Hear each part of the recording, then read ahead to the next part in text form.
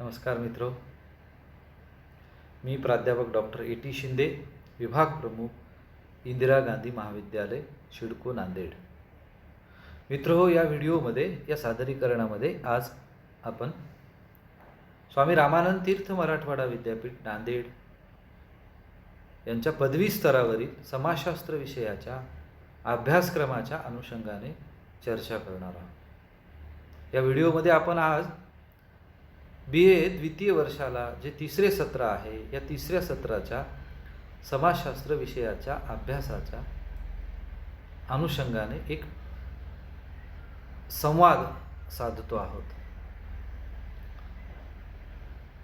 BA second इयरला third सेमिस्टरमध्ये सोशॉलॉजीच्या अंतर्गत आपल्याला 2 पेपरचा अभ्यास करावायचा आहे.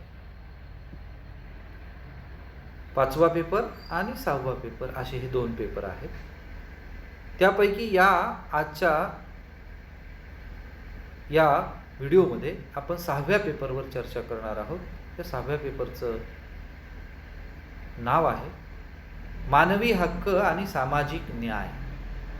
समाजशास्त्राचा सेकंड इयरच्या तिसऱ्या सेमिस्टरचा हा 6वा paper. Human rights and social justice असं आपण त्याला इंग्रजीमध्ये म्हणतो.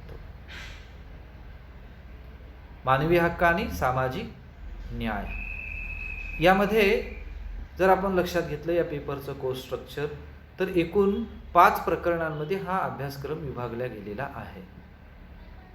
या पेपरच्या अंतर्गत 5 प्रकरणं आपल्याला अभ्यासावयाची आहेत आणि ही 5 प्रकरणं कोणती आहेत ती आपण पाहणार आहोत. तत्पूर्वी आपण एक गोष्ट लक्षात घ्यावा की एकूण हा 75 मार्कासाठी आपल्याला पेपर आहे.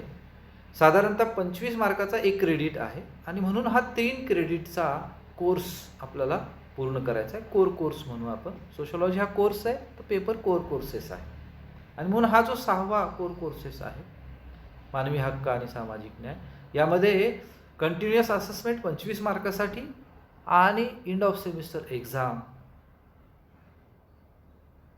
50 मार्कासाठी होणार आहे. हा बदल यावर्षी आपल्याला सेकंड इयरच्या अभ्यासक्रमामध्ये विद्यापीठाच्या वेबसाईटवर जर गेलात तर पाहावयास समाजशास्त्राच्या विषयाच्या अनुषंगाने पाहावयास मिळेल. या 6व्या पेपरमधलं पहिलं प्रकरण आहे मानवी हक्काचा परिचय.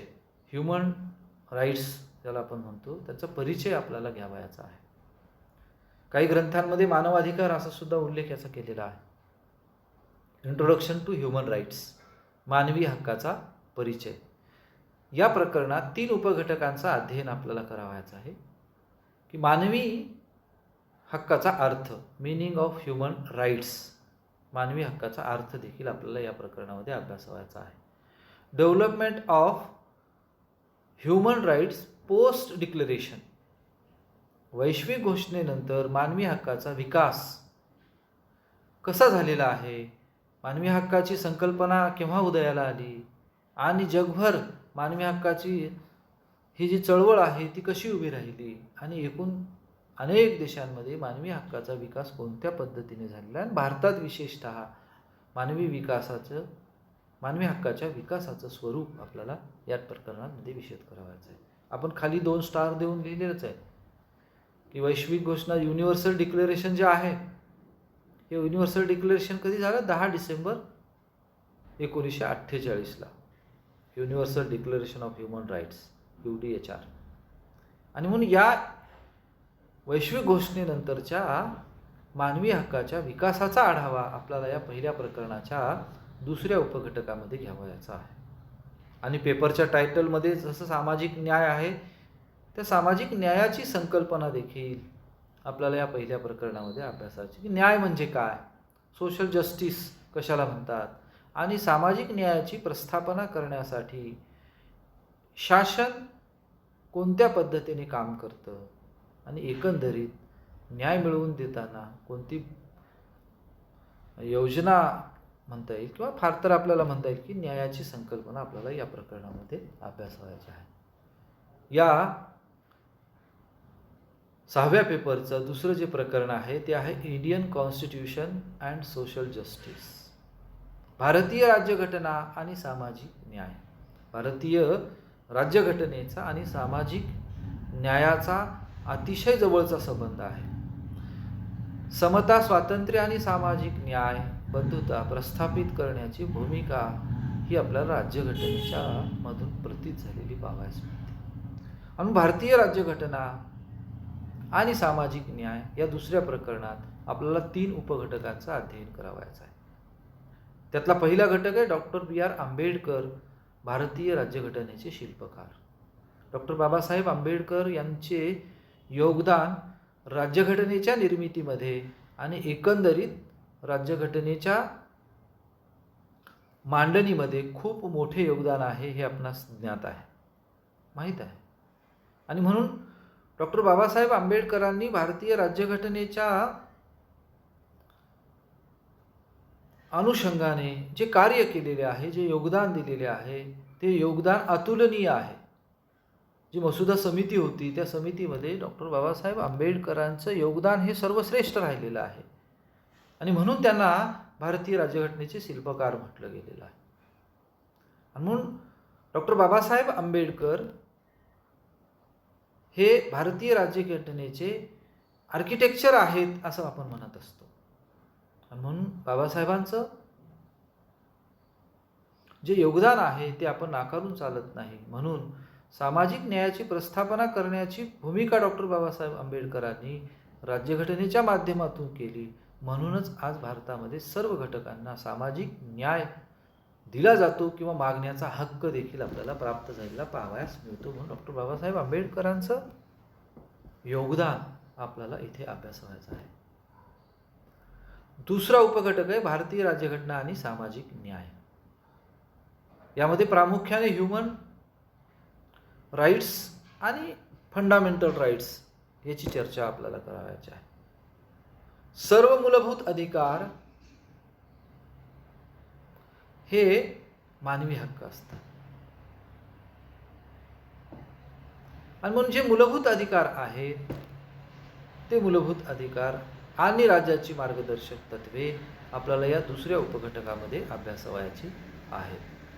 ह्युमन राईट्स, मूलभूत अधिकार आणि ह्युमन राईट्स याचा अन्योन्य असा संबंध आपल्याला पाहावयास मिळतो. त्याचा सहसंबंध देखील आपल्याला पाहावयाचा आहे. आणि भारतीय राज्यघटनेत भारतीय नागरिकांना दिलेले मूलभूत अधिकार आणि राज्याच्या दृष्टीने जी काही मार्गदर्शक तत्वे आहेत त्याचा अध्ययन आपण इथे करणार आहोत.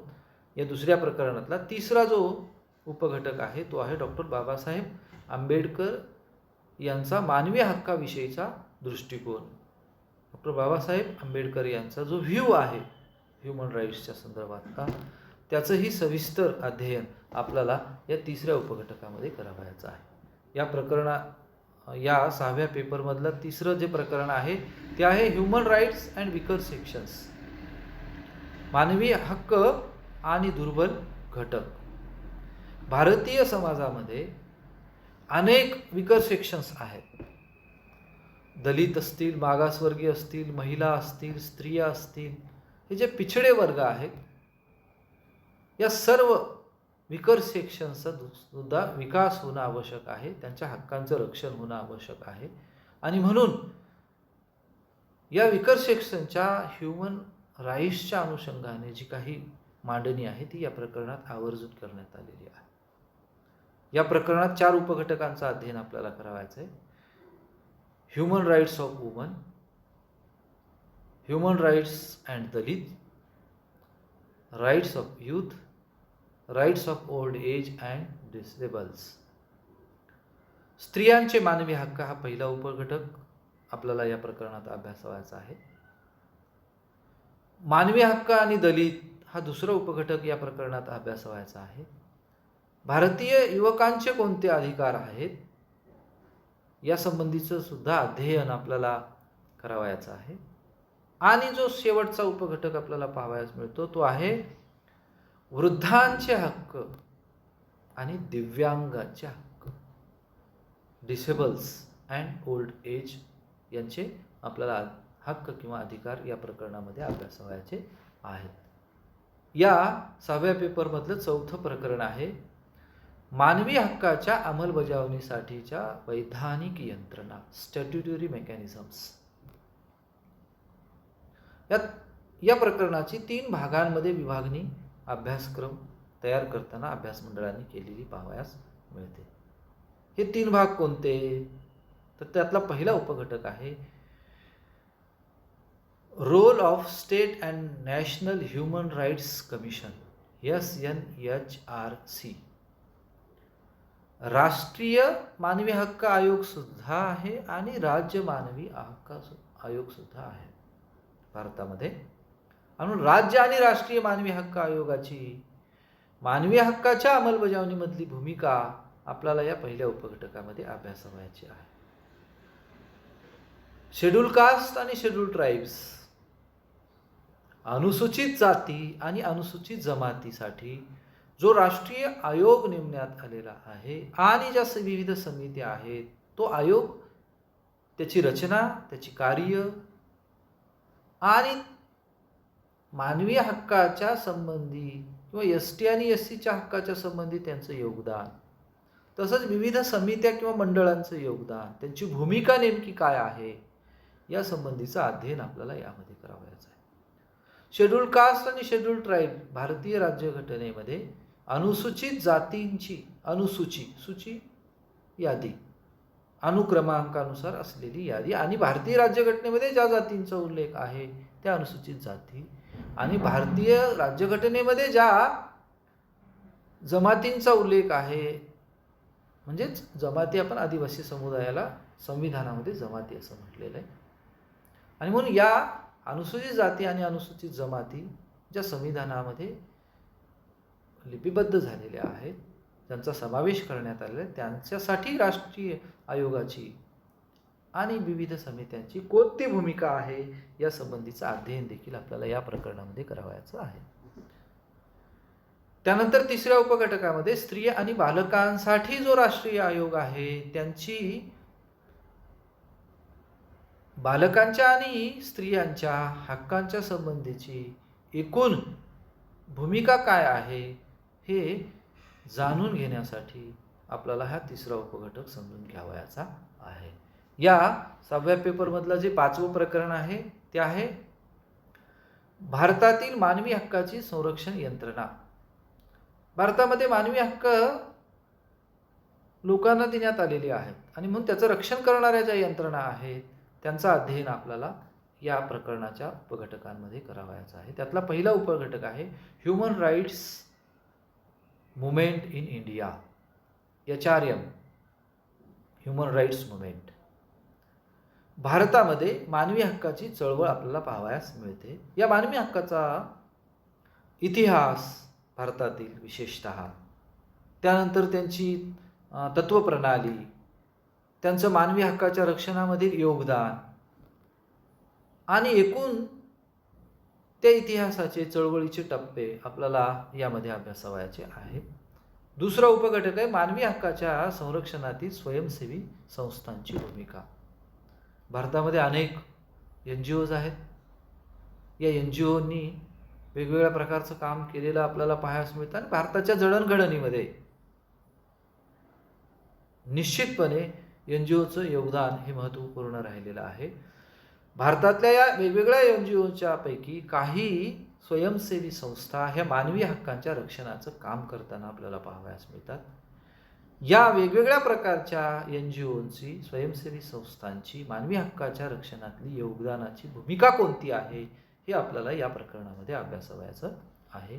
आणि 5वं जे शेवटचं प्रकरण आहे या 6व्या पेपरमधलं, त्यातला शेवटचा तिसरा म्हणजे उपघटक कोणता आहे, role of police and judiciary in human rights protection.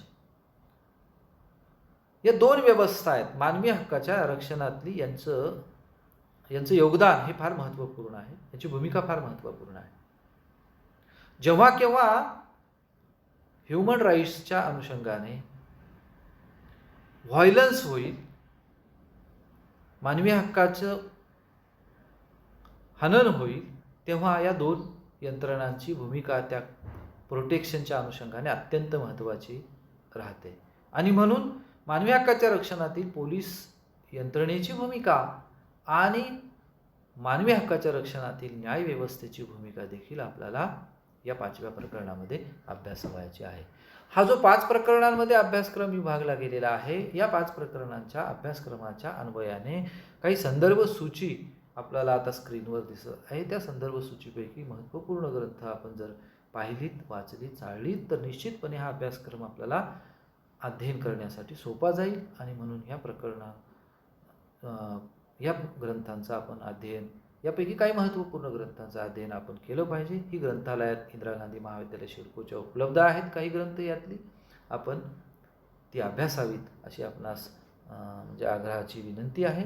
आणि या सर्व प्रेझेंटेशननंतर थांबतो. धन्यवाद.